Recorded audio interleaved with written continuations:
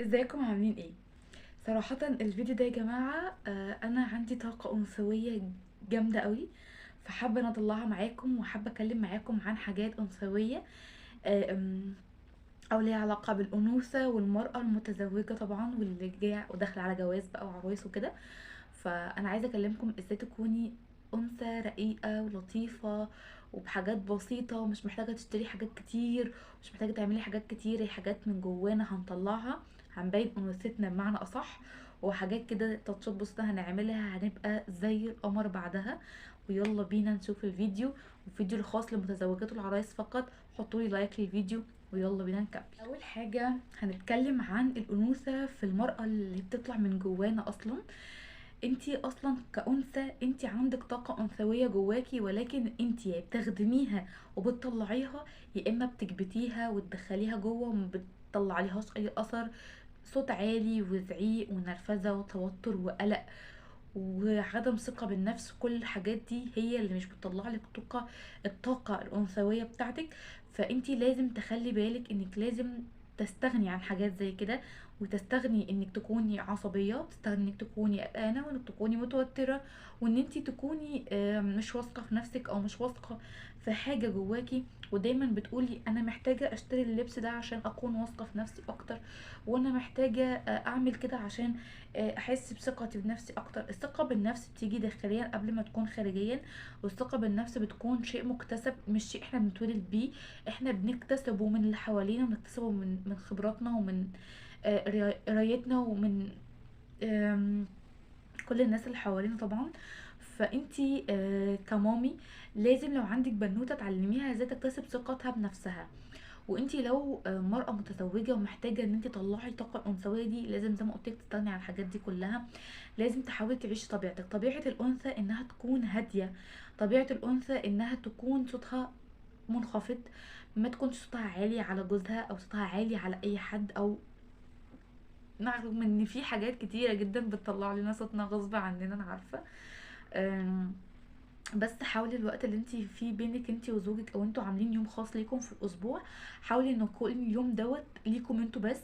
آم، وانتي تكوني بتتجهزي له من بداية اليوم. يعني الراجل ممكن يتجهز ساعة زمن وتلاقيه كل تكوينه خلاص بقى جاهز انه يقعد معاكي، وجاهز ان هو تقضوا ليلة كويسة مع بعض من غير اي عصبية. ولكن انتي الرق عليكي من بداية اليوم، لان احنا كنساء آه، مشاعرنا تتغلب علينا قوي، فمش بنعرف ان احنا نكون لسه مزعقين مع اولادنا ومتخانقين ومش عارف ايه، ونيجي عند جوزنا شكله حلو وجميل وتمام، هلبس بقى براحتي واقعد براحتي واقعد اضحك معاك واحس بكل حاجه انت تتكلم فيها. انا عارفه الموضوع صعب نوعا ما، فانتي المفروض تتجهزي من بدايه اليوم. ماشي؟ طيب، اليوم مثلا هيكون يوم الخميس مثلا، او هو اليوم الوحيد اللي تقريبا بيبقى بعديه اجازه، فاحنا دايما بنختار الخميس عشان كده.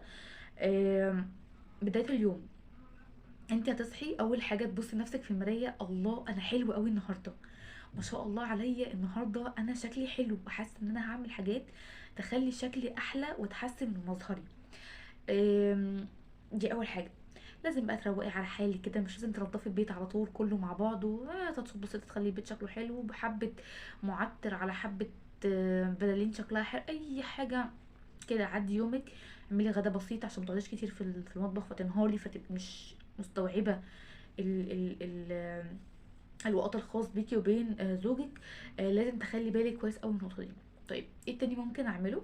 طبعا انا لازم استعد قبلها، زي ما قلت لك قبلها في اليوم من اوله، اخد بقى فنجان القهوه بتاعي على رواق، اقرا بقى حاجه حلوه، اقرا عن الطاقه الانثويه اكتر، اقرا عن الحاجات دي اكتر، وهكذا.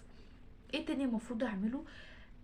جسمانيا بقى احنا خلاص طلعنا كل الطاقه اللي بره كده، وخلاص ظبطنا نفسنا من جهه العصبيه، ومن جهه التوتر، ومن جهه ان انا واثقه في نفسي وكل الكلام الجميل ده. نيجي بقى عند الجسم بقى، هنظبط جسمنا ازاي؟ وعلى فكره اعتقد انه 50% من ثقتك بنفسك بتعتمد على شكلك وشكل جسمك قدام نفسك اولا قبل قدام اي حد. يعني انا اخدت شاور، وقفت قدام المرايه بعد ما لبست طبعا هدومي، مش هقف وانا كده خالص، انتوا واخدين بالكم انا بتكلم عن ايه؟ هلبس هدومي وهقف، الله انا شكلي حلو، انا شكلي لبسي حلو، وشكل جسمي حلو. لازم تقولي الكلام ده لنفسك، ما تستنيش الكلام ده من جوزك وانتي اصلا بتقفي قدام المرايه تقولي اه بطني لظلظت، اه ده انا عندي شويه ديفوهات مش عارف ايه، اه ده انا لازم اروح الجيم اعمل ايه. طبعا طبعا طبعا استحاله هو يشوفك جميله بعد ما تقولي لنفسك كل الكلام الحلو ده. فانتي لازم تشوفي نفسك حلوه الاول، وبعدين تستقبلي بقى، تستقبلي الحلو اللي انتي دخلتيه، هتستقبلي من كلامك ومن كلام زوجك ليكي. دي حاجه يا جماعه مفروغه منها. زي ما بالظبط ربنا سبحانه وتعالى قال انا عند ظن عبدي بي، عند ظن عبدي بي، ان حسن فهو له وان سيء فهو له. انت بقى اسأتي الظن ليكي، احسنتي الظن فهو ليكي. كل شيء اعملي كل شيء بنية ربنا، بنية الله صح يعني، او بنية ان الحاجة دي ربنا سبحانه وتعالى ان انت هتعملي الحاجة دي علشان ترضي زوجك وعشان تنبسطي وتبسطيه، وفي كل الحالات ان ده كله حلال. اتفقنا؟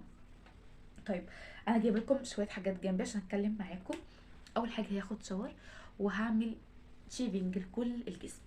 لازم يا جماعه الشيفنج لازم تكوني عامله شيفنج لكل جسمك، علشان دي اكتر حاجه هتخلي عندك ثقه بنفسك يعني جسديا من بره. ليه؟ طبعا مش الشعر هنا ولا هنا ولا هنا، مش تبقي مكسوفه تلبسي حاجه مفتوحه، المفتوح يجر حاجه مفتوحه كمان فتحسي ان انت قلقانه ياخد باله مش عارف من ايه، ياخد باله من ايه. لا، انت طالما عامله كده وشيفنج تمام خلاص، انت فله. وانا اتكلمت عن موضوع الشيفنج وازاي تعمليه بطرق بسيطه جدا وسهله. طيب من غير طبعا اي مشاكل في البشره او كده. طيب ايه تاني؟ آه السكراب، عايز تعملي سكراب اعملي سكراب، مش عاوزه براحتك يعني، ما تقليش على نفسك. بس انا بتكلم في الدلع، في انت تدلعي نفسك. انا عايزاكي تدلعي نفسك، انا عايزاكي تدلعي نفسك، عشان انت لو دلعتي نفسك هتدلعيه بمعنى اصح، ولو دلعتي نفسك هتدلعي نفسك وده هيبان عليكي فهو هيدلعك. تمام؟ طيب عندك بقى يا اما جليسوليد او اي لوشن من غير ريحه، يا اما بريحه، وانا دايما بفضل اللي بيكون بريحه. بس بفضل ان احنا نحط حاجه زي الجليسوليد اللي من غير ريحه، في بينه وبين مسك. تمام هاتيه، انا لسه ما شفتش ريحته صراحه فمش عارفه هو حلو ولا لا.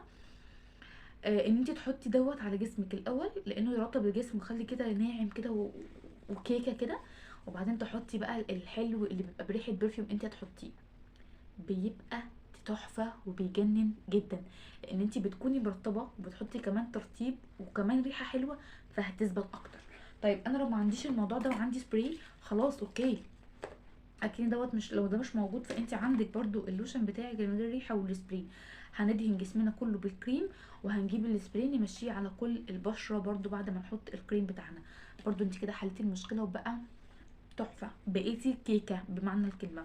طيب لو عندنا شويه حاجات غامقه في جسمنا ولسه ما عملناش روتين للتفتيح، وخايفه انه يشوفني، وحاسه ان انا حاسه ان انا مش هبقى مرتاحه، وانا ركبتي كده مش حتى لو هو ما اتكلمش انا مش هبقى مرتاحه. في البنات كده ومعاكي حق، ومش هقولك اي حاجه على فكره، ولا هقولك لا لازم تسكتي براحتك. الاختراع ده يا جماعه من نايت سينما يجنن، بيفتح جدا. بس لازم اول حاجه ترطبي جسمك كويس وتستني كده حبه، وتحطي بقى الكريم ده اللي بيفتح الاماكن الغامقه اللي موجوده في الجسم بطريقه فوريه، فبيديكي بياض كده وشكلك بيبقى جامد طحن، فاعمليها. طيب انت لو عايزه تمشي على روتين، انا حقيقه ماشيه على ستار فيل وايتنج. لسه يعني على اخر الشهر كده هقول لكم على النتيجه اللي وصلت لها. طيب ايه تاني؟ شيت ماسك بقى. اي شيت ماسك بقى كده يدلع بعد ما تخرجي من الشاور وتكوني لابسه لبسك الداخلي، وتكوني حاطه البورنوس عليكي وهو قاعد مثلا، تحطي لك الماسك ده على بشرتك. يقول لك ايه ده اللي انت حاطاه على وشك ده؟ قول له انا حاطاه عشان اهتم بنفسي النهارده علشانك، حسسيني بتعملي حاجه علشانه. انا عارفه انك بتهتمي بنفسك علشانك، ولكن انت لو وصلتي له الحته دي هو هيحترمها قوي وهيقدرها قوي. وصدقيني لو انت في حاجه مضايقاكي منه او في حاجه وحاسه ان هو مش مظبوط، هيقوم يبص على نفسه في المرايه بقى، انا تمام زيها ولا في حاجه ناقصاني اعملها؟ فاهمه؟ طيب ايه تاني بقى اللي عايزه اكلمكم عنه؟ التاتو يا جماعه، التاتو الحلال يعني، او الاستيكرات اللي بتبقى، انا مش عارفه اسمها ايه، تاتو برضو، شكرا. تاتو برضو اللي هو زي كده وانتي بتقصيه وبتحطيه على جسمك وبيبقى شكله حلو، خطيره. الحركه دي خطيره قوي. انا عن نفسي بعتمد على الحاجات دي جدا جدا، لان انا ما بعرفش ارسم على جسمي حنه، لان انا رسمت على جسمي حنه في فرحي فبهدلت اخر بهدله، وقعدت اسبوعين شهر عسلي دوت، كنت متمرمطه. فانا بحب ده جدا، وبحطه بيتشال مع الشاور وخلاص، يعني الموضوع ايدي وخلص. زي ما قلت لك البتاع ده جامد جامد بجد، وهيعجبك جدا، والناس اللي مش عندها وقت ترسم حنه، والناس اللي عايزه تعمل تغيير وكذا وكذا وكذا، حطي منه بجد حلو، وفي منه اشكال كتير جدا جدا. واشتري واعملي، رخيص.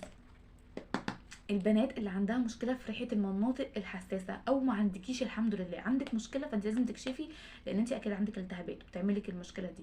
اما لو ما عندكيش وعايزه تزودي كده في الريحه وتخلي ريحه حلوه، عايزه اقول لكم من المعطر الحميمي ده، ريحته بتفكرني بايام اول ايام فرحي. فانا عايزاكم تعتمدوا ان انتوا وانتوا عرايس يا بنات جيبوا حاجه انتوا عارفين ان ممكن تعيش معاكم شويه، فهتفكركم كل ما هتشموها هتفكركم بريحه هدومكم ايام الفرح، وريحه اللانجري بتاعكم والحاجات دي.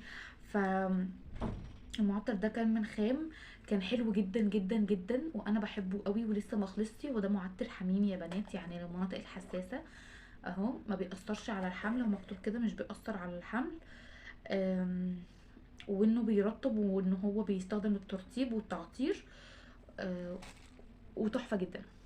وانا الكلام عايزه اقوله بس في نفس الوقت مش عايزه اقوله، فهو اهو، شايفين هو مكتوب هنا ايه؟ انا مش عايزه افسر قوي يعني. فهاتوه يا بنات، حلو جدا جدا، وهيغير جدا جدا من المود بتاعكم.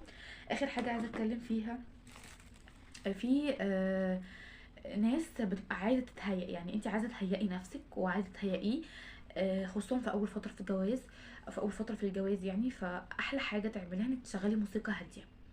في موسيقى لو كتبتي موسيقى للازواج هتبقى حلوه قوي، شغليها على اليوتيوب، وشيلي منها الاعلانات، او انك تنزليها على التليفون وتقفلي الواي فاي.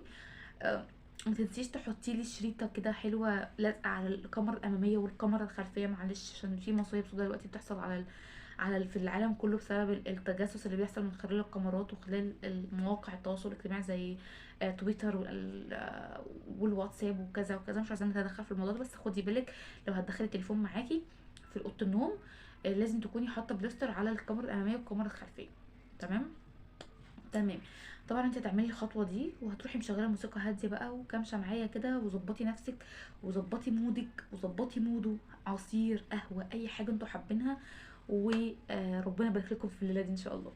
بس كده، ده كان فيديو النهارده، كنت حابه اتكلم معاكم، يمكن الكلام كان جريء شويه واول مره اتكلم معاكم بالجرأه دي قوي، بس انا حبيت اطلع طاقتي ليكم النهارده، وحبيت ان اطلع النصايح دي تكاد تكون ان شاء الله فعاله مع ناس كتيره قوي، تفيد بنات كتير داخله على زواج، او بنات كتيره محتاجه تجدد في زواجها او تجدد في حياتها الزوجيه.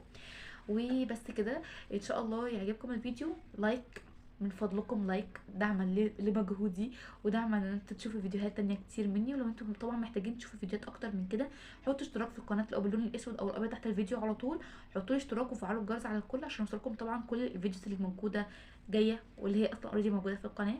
بحبكم جدا جدا. باي باي.